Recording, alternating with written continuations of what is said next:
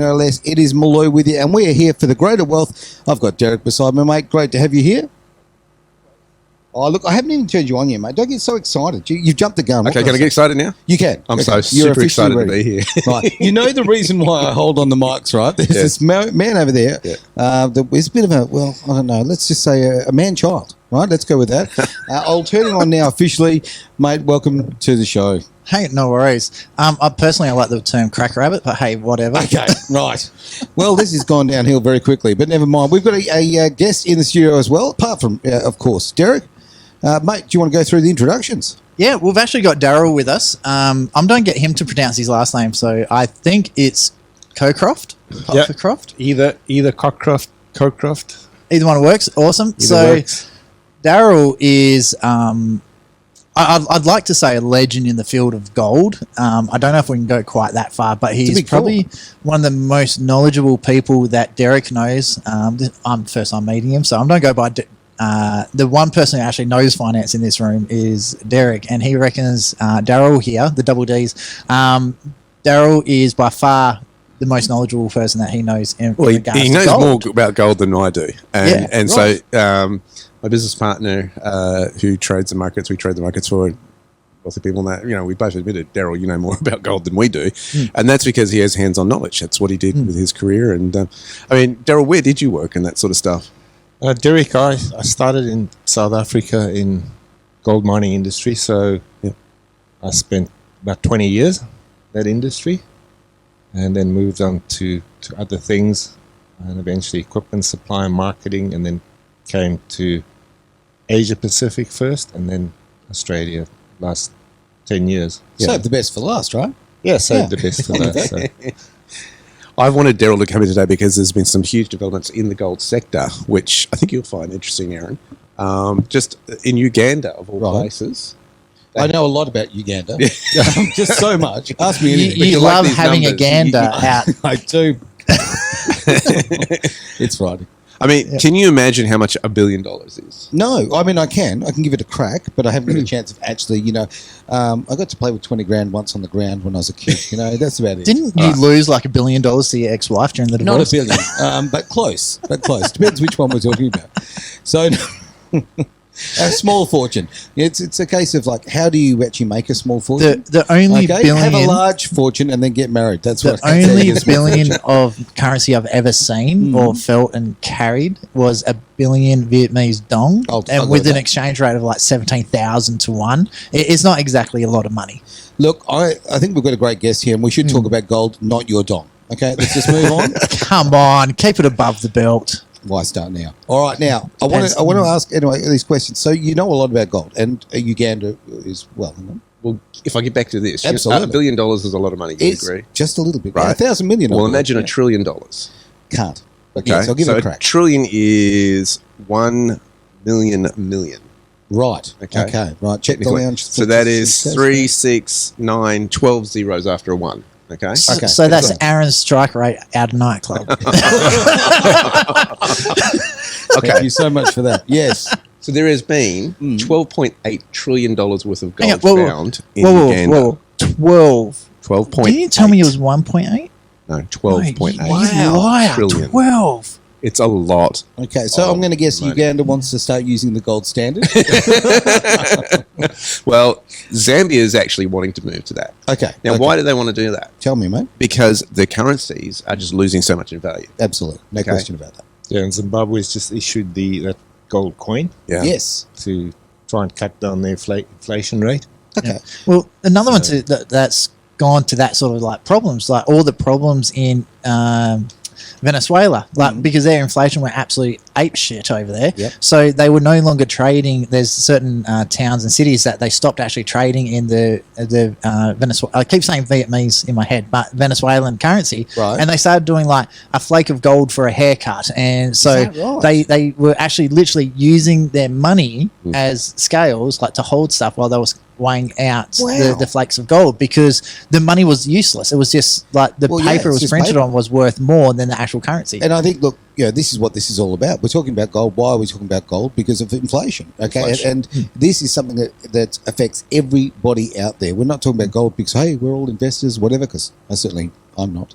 I plan to be. Not I'm yet. going to talk to you a lot about that.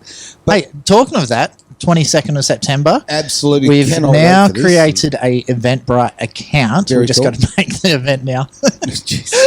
Yes, who's We're in getting charge there of one IT? step at a time. You Yeah. know, as long as you're moving forwards, you're still moving. You So certainly are. Well, why are we talking about gold? We're talking about gold because gold. We're talking about the gold standard, and as far as how it equates rather to everyday Aussies as far as inflation. We all know everything's going up. Yep.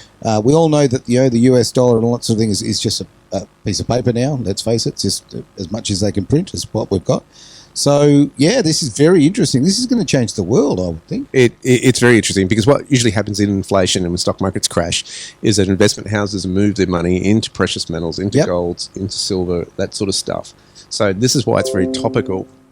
And when you look at past human behavior. Yep. Now, put this in perspective. This amount of gold is actually 31 million tons of gold ore deposits they found.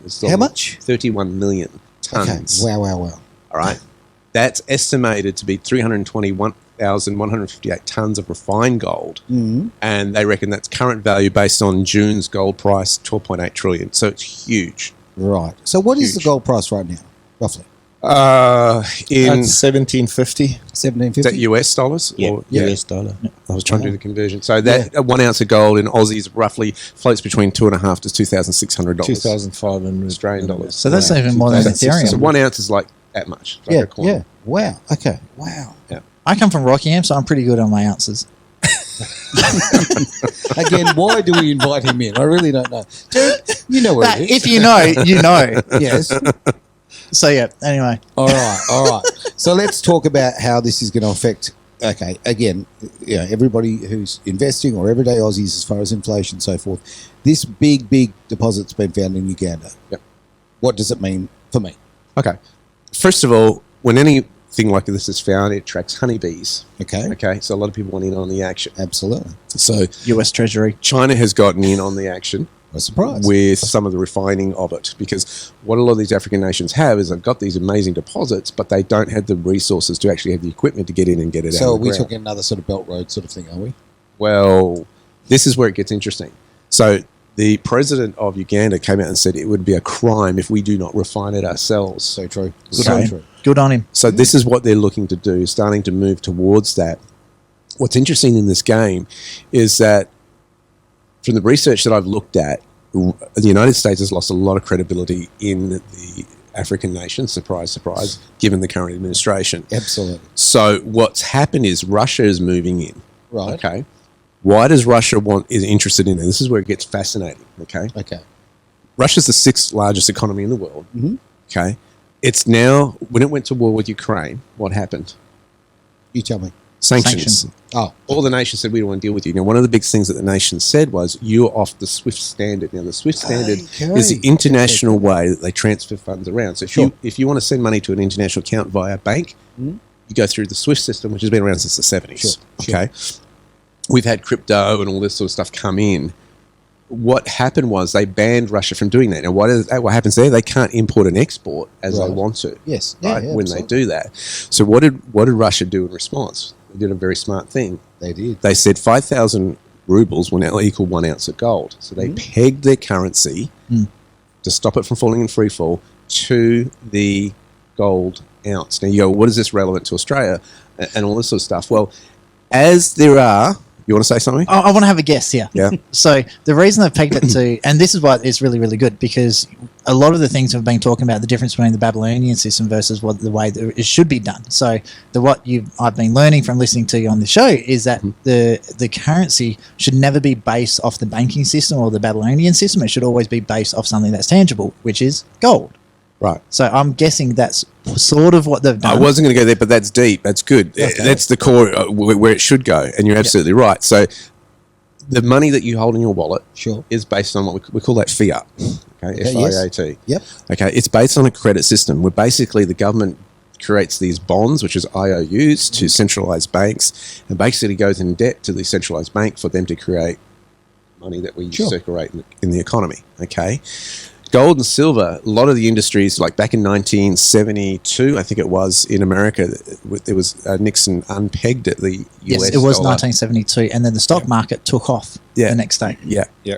from the gold standard. Right. Now, this is significant. If you look on spiritual terms, Okay. Scripture says in the Hebrew, the gold and silver are mine. Shows his economy, God's economy. Right. Which is interesting because we are now at 50 years, which is traditionally in the Jewish system a jubilee, which is the Right. cancellation of debts, right? Hey, I'm all for that. Right. The cancellation of debts that they have in that.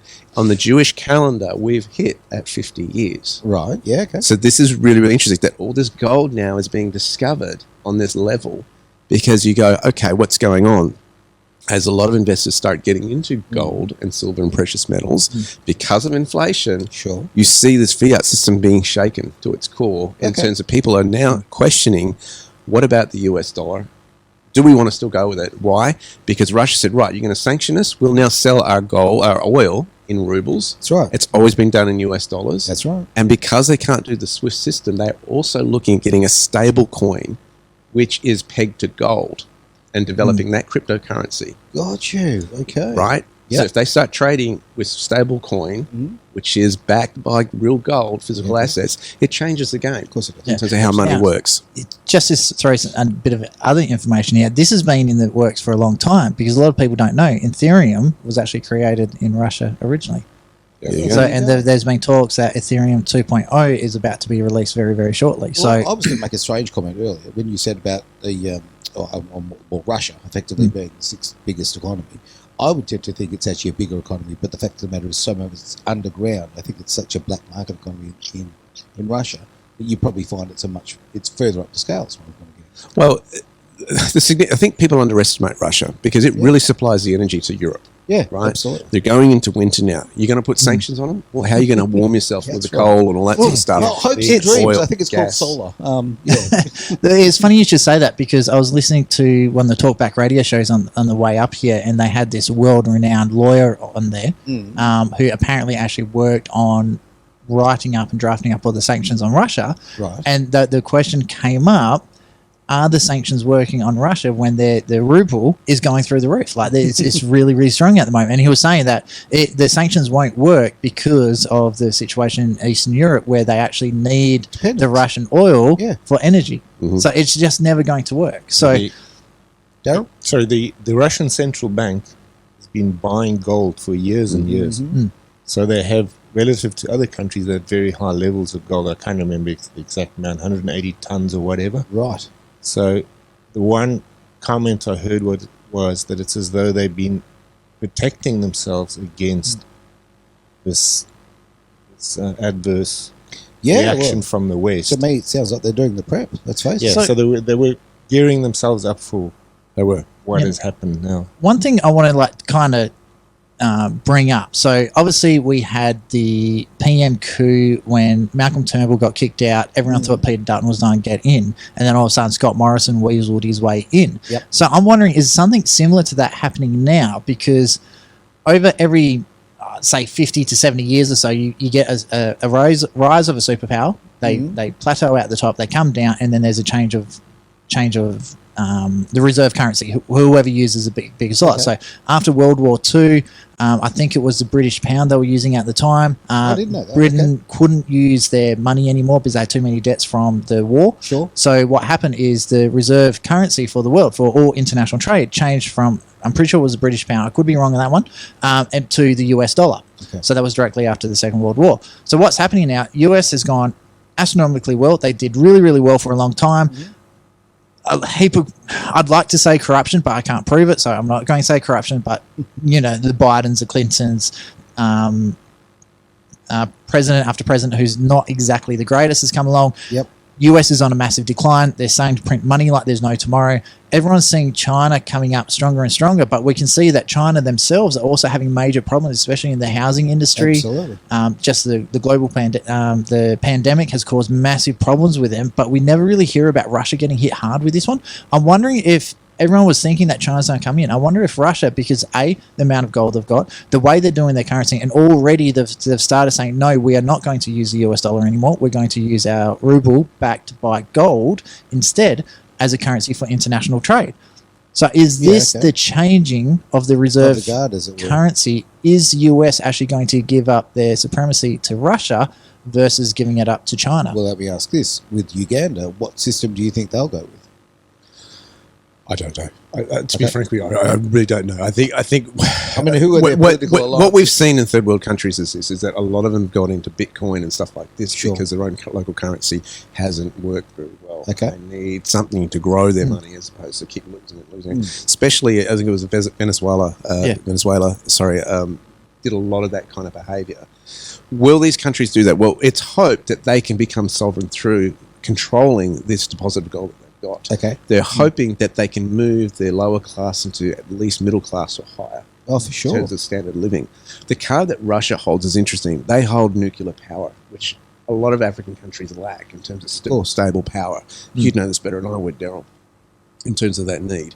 And so that's often Russia's bargaining power in working with these African nations is we will help your energy so you can develop industry and stuff like this. I mean, ultimately, if they haven't got the money for the infrastructure in the first place, they're looking elsewhere for investment.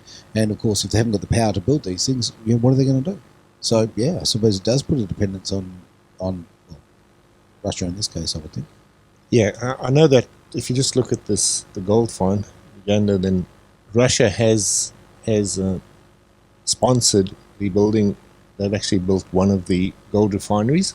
They mention a number of about 10 gold refineries in Uganda, and one has been built by the Russians. Now, if you look at the politics of that region, and you go back a number of decades, then during the apartheid struggle in South Africa, and I'm going back to like the 70s, Russia was the main one supporting all the liberation organizations. Okay. In Southern Africa, and that's how these relationships developed with the Russians and with the communists as such. And they had particularly strong relationships with all these liberation organizations. If you look at Zimbabwe, and this country as well. Just looking at what I read through in the articles, they seem to have a strong relationship with the Russians. So this is the background to it. Well, just on that, so sort of help me out a little bit on this. I mean, as I understand, the 70s was very, very heavy as far as between, effectively the fight between communism and a free market economy. Okay? So the US is obviously trying to push a democracy and free market economy, and obviously socialism and communism coming from the red part of the world. So there was a big red run that went through Southeast Asia, I don't know the history of the African sort of plane, if you like, through there. Did the same thing happen through there? It was a very similar scenario because I did my military service in the early 80s. Right. And it was like compulsory. We had to do it under the old apartheid government. And what we were the real struggle was not so much against the liberation organizations and the apartheid government. Sure. But it was really communism that was behind it, backing them to the hilt. Mm-hmm. So it was what we were really afraid of was the communist takeover of that part of the world, the whole of Southern Africa. Okay. That was the real threat. And was race being used as a weapon in that one? Race, unfortunately, was part of the mix. Yeah, okay. And it just made it more difficult to try and find any solution. Sure. I mean, I'm just curious. I mean, I know in the US, the race has been used politically, obviously, for that sort of purpose. And Australia, come on, let's the voice. It was very much part of the mix.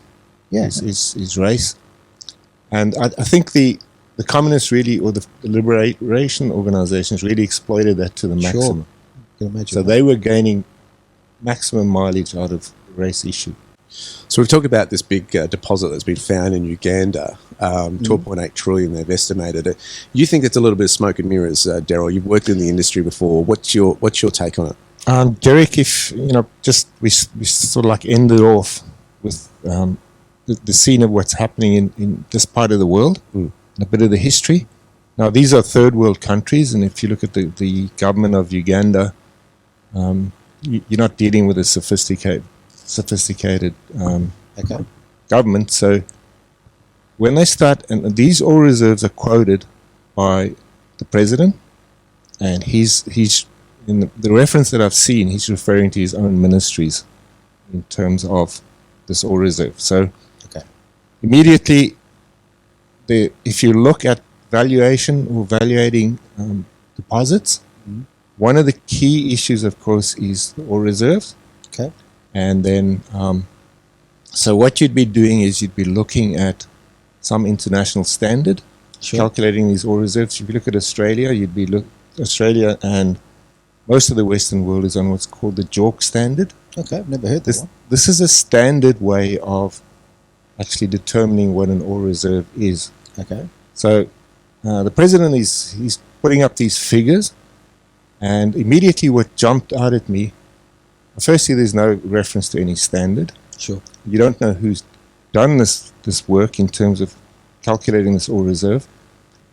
And then, of course, the first thing that strikes me is there's 31 million tons, and he's saying the 31 million ton contains extractable gold of 320,000 tons. Now, you know gold, so you'll know the percentages of what Yeah, they're so talking about here. I mean, this is like a huge amount of gold. Okay. Okay, so immediately when I look at this is not the normal way to quote oil reserve. You're quoting, you don't quote it in tons of gold. You're quoting it in ounces or grams of gold. So Sure. I immediately become suspicious that he's actually got his numbers wrong.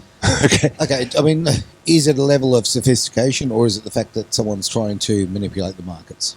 I don't know. I can't answer that. But if you just take the 320,000 tons, this works out to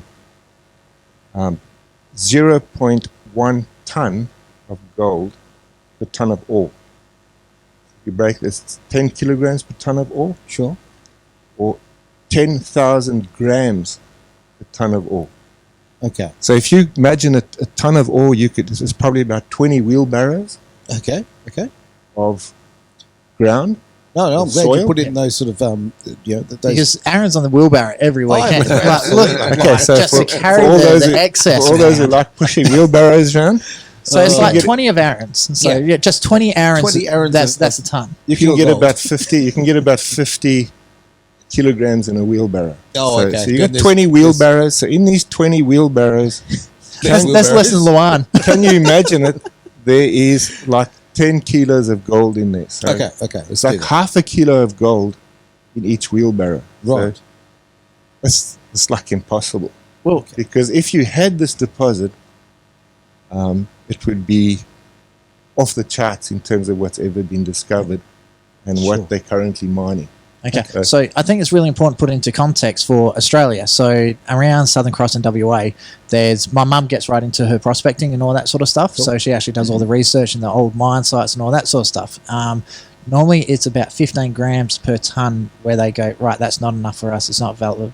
We'll just drop the lease. And that's Right. when all the prospectors start coming in and looking. So what would that be in comparison if it's half a kilo per wheelbarrow and 10 kilos per ton? So when it's 15 grams per ton in comparison, what's that?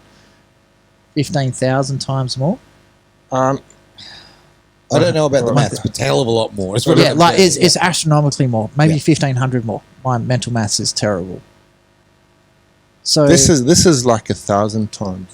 yeah, more. so that Yeah. just screams. It just screams Bullshit. there's something wrong. Yeah, okay. Okay, so to put this into to like context, you're looking at what they quoting is 10,000 grams per ton, or 10 kilograms, 10,000 grams. And as you mentioned, your break-even cost at mining is about 15 grams per ton. Okay. That was about 5 years ago, so it could be slightly different here. But you're still looking. Let's just say inflation's gone out of control. Let's say they're now running at 50 grams per ton. Yeah. That's still huge. A huge difference. Yeah, Like- disparity is huge. I'm wondering if the president has said tons instead of ounces. I would suspect that it's actually ounces, Yeah. and he's actually misquoted that, or he's been given the wrong figures. You would think or- that's a pretty big Stake. disparity. You would think you'd Yeah, get yeah, right yeah. on top of that Well, and sort you that know, out. You did have Albo like misquoting the unemployment rates was one of the most important things in the election. And So he got voted in. like, So yeah, Yeah, but this is immediately when I look at the figures, working with these kind of numbers, Yeah. and this jumps out at me, and it just doesn't. It look doesn't right. pass the pub test, right? No, Okay, doesn't simple look as right. that. Okay, I mean, then- look, what we're talking about here, I mean, obviously this is just opinion. We're not giving advice or anything like that. So, I mean, that's an important thing to cover here. But if it doesn't pass the pub test, from my point of view, that's a problem. Because we're talking about how this affects everyday Aussies. Obviously, right now, our financial stability and what's been going on in the world with inflation and conflict and this and that, and resets and all sorts of things. Right now, everyone's looking for somewhere safe to put their money. is there somewhere safe? Is there somewhere safe? Are we still safe? Like, should I be getting gold and putting it under the bed? Okay, No, so because the government will come raid your now, house for the gold. now you're jumping from Uganda to I know. general I gold issue. I tend to do that, I guess. Okay, I think let's just wrap up this. Okay, Yeah, sorry. one I've thing- got a few more comments. Sure. One Uganda. question I do have about Uganda on the gold side of things. So Uganda's come along and said, what was it, 10 kilos per ton? Yeah, 10 kilos Okay. of gold per ton of ore. So that's Uganda. Uganda's actually a pretty small country. So if we have a look at all the countries around, are there gold in any other countries around Uganda? That's a good question. So if you look at the gold in the region, then the largest gold deposits ever discovered were in South Africa, but it's a different type of deposit Okay. to what they're finding in Uganda. What he's talking about in Uganda is artisan Right. mining. Yep. So if you look at the clips that Derek sent me, you'll see the guys with their picks and wheelbarrows, and they're digging in the dirt. Okay, so that is typical of alluvial or artisan gold deposits. Right.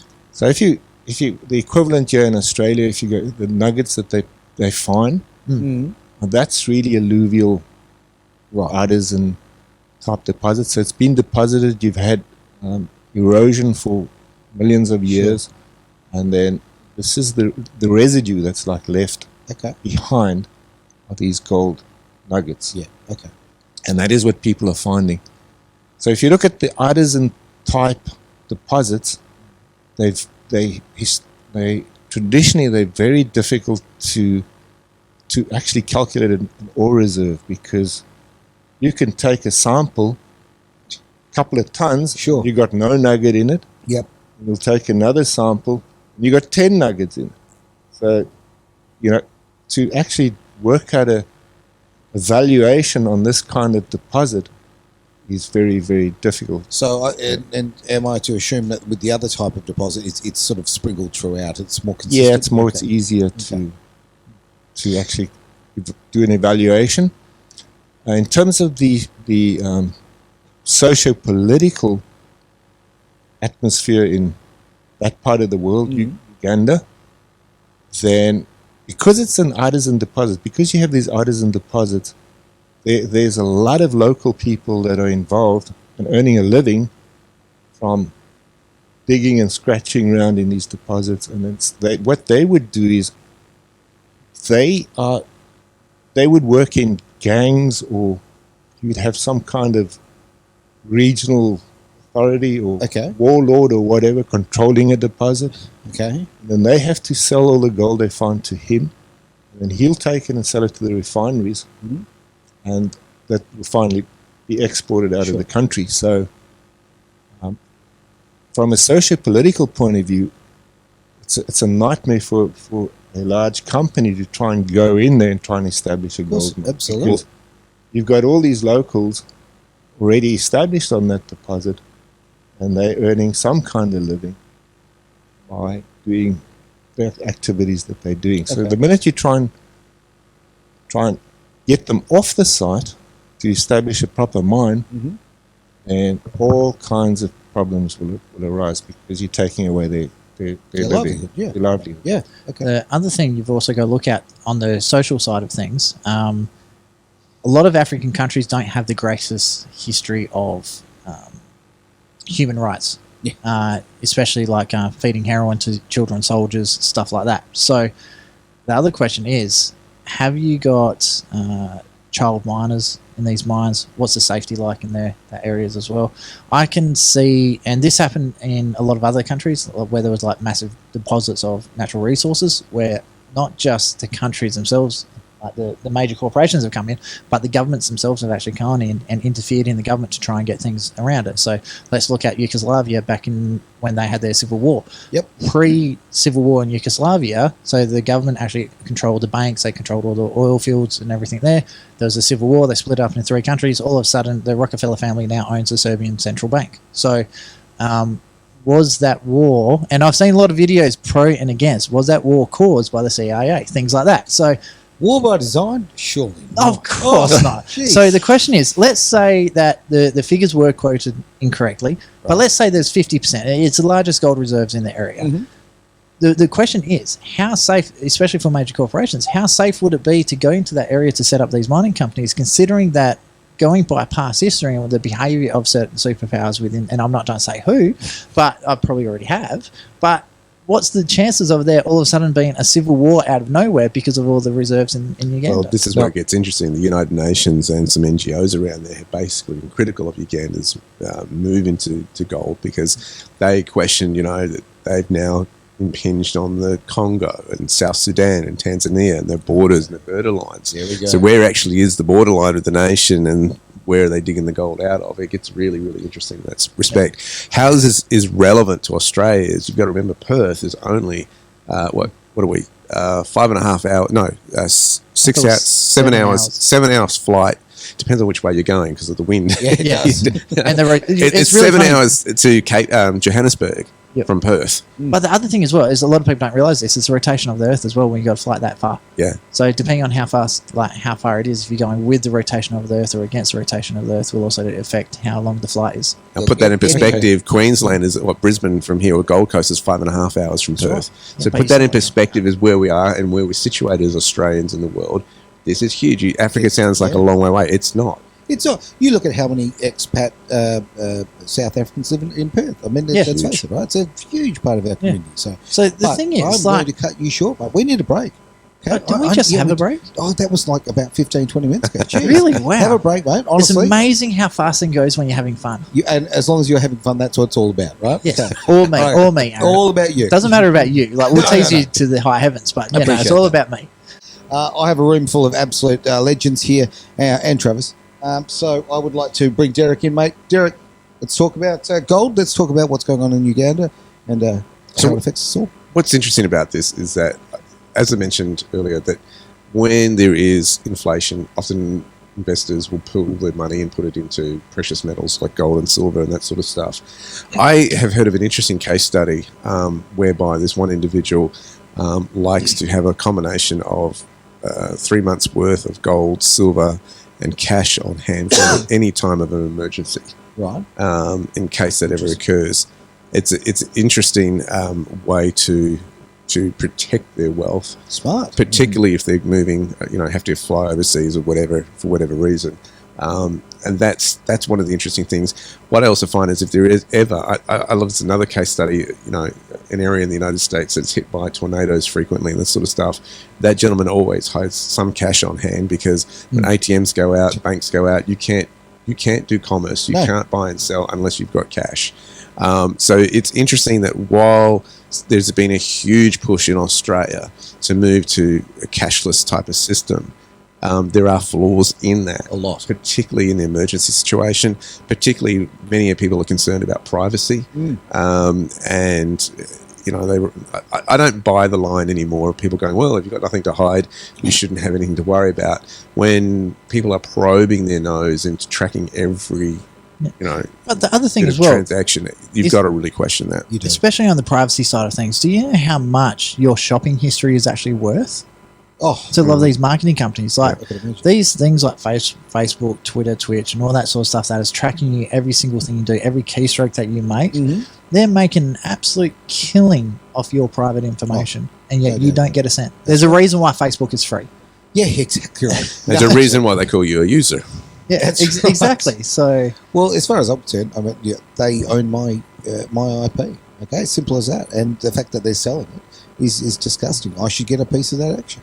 But the other thing I just want to bring back to what Derek said about the place with all the tornadoes, you've just got to have a look at what happened recently to Geraldton and Kalbarri, where Cyclone Saroja went through and took everything out. I think they were nearly 3 months without power at some locations. Look at what's been happening in Queensland, New South Wales. Queensland, it's just this floods. winter. You know, so just because we're in Australia, we don't get earthquakes doesn't mean we don't get massive cyclones seasonally, and we don't get just one or two off cyclones. We're getting anywhere between 5 to 15 cyclones, and we're talking major cyclones here every single year. And this is why I think what 2020, the whole COVID-19 thing has thrown at us is be prepared. The whole Boy Scout thing of, you never know when an emergency is going to happen, but the better prepared you are for the worst to occur, the better you sail through it. And I think, if that's something that has been on my radar in relation to just everyday transactions and currency. If an emergency happens, Derek, how will you and your family get through that and navigate through that? So, of course, we are not giving personal advice here. No. There are fluctuations in gold and silver. You can buy it when it's high and it goes down the next day. And what they have in terms of dealerships, gold dealerships, I mean, one of the big mistakes is some people try to not buy it through reputable dealers and buy it on eBay and all that sort of stuff. Getting ripped off there. You can buy fake gold and it's not worth a penny for what somebody has bought. So there are those scams out there. They've also got to be aware of, anybody who's dealing with dealers in terms of gold, and that there's the price of gold and silver, but there's also the spot price, which is a slightly higher percentage of what it's actually worth because they've got to make money for the transaction, being in business. So there's all those little things you've got to go in your eyes with, and every person's situation is different. So it really depends on, some people look at it as an investment and other people are looking at it as a currency. Sure. And those two perspectives and objectives are totally different, completely different. So you've got to keep that in mind when you're dealing with these kind of areas. So then you've also got another throwback on that one as well. Then you've got places like Singapore where gold and silver are actually considered a commodity, not an asset or a currency. Is that right? That's how come the government can never seize your gold and silver like they did in America. So that's why a lot of people who are going down that asset protection line, if they've got gold or silver that they need to store somewhere, they're not storing it in Switzerland, they're not storing it in America or Australia, they're sending it over to Singapore because it's considered a commodity, not an asset. There you go. Interesting stuff. I learnt that one from Virgil from Silver Bullion, which is quite interesting. Thank you, Virgil. We should get Virgil to sponsor the station, actually. We should. Hey, Virgil, if you're listening, he's not, but...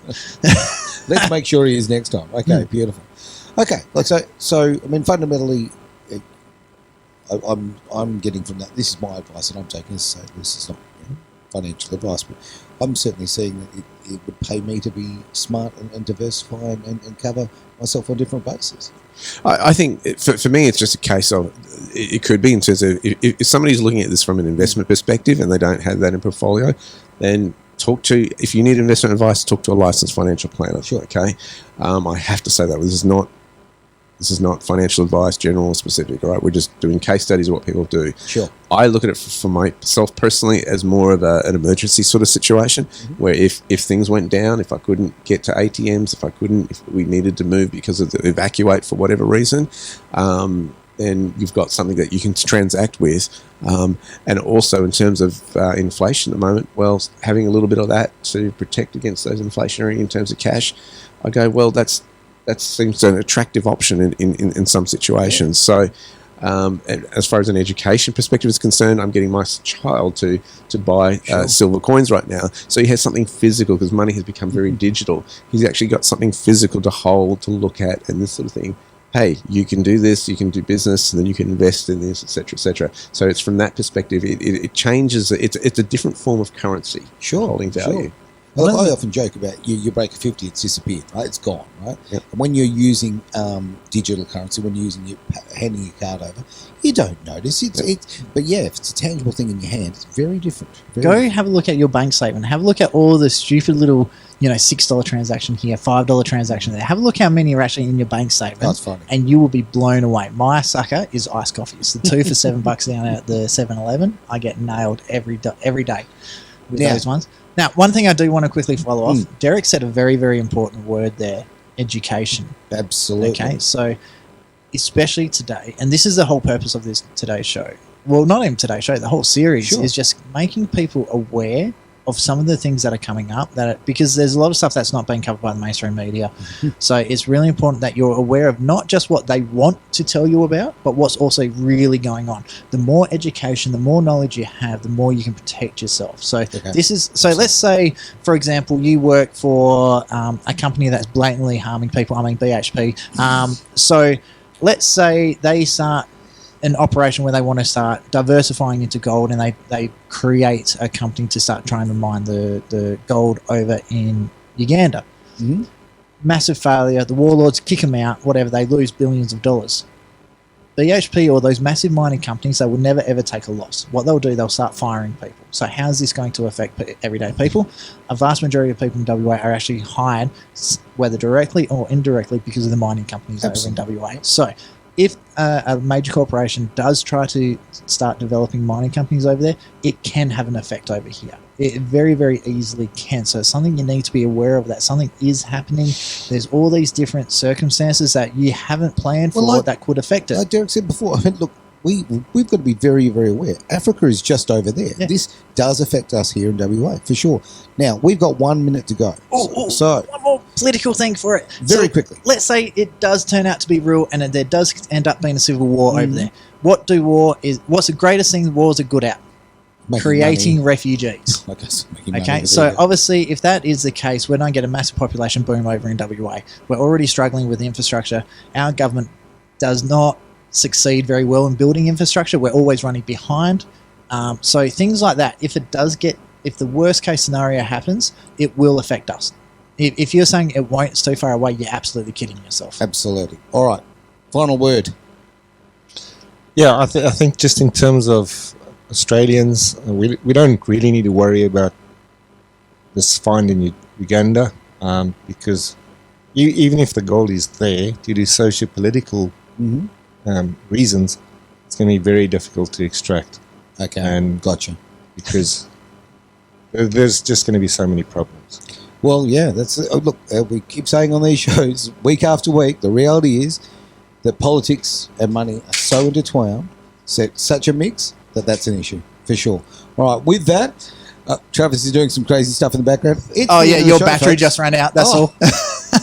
All right, well, I'm about to run out. No, you're back up, so I'm fine. The reality is we've got about 30 seconds. Thank you very much, gentlemen, for being here. Really, really appreciate this. We can replay this show during the week a couple of times too, so get onto edgeradioaustralia.com. That's edgeradioaustralia.com.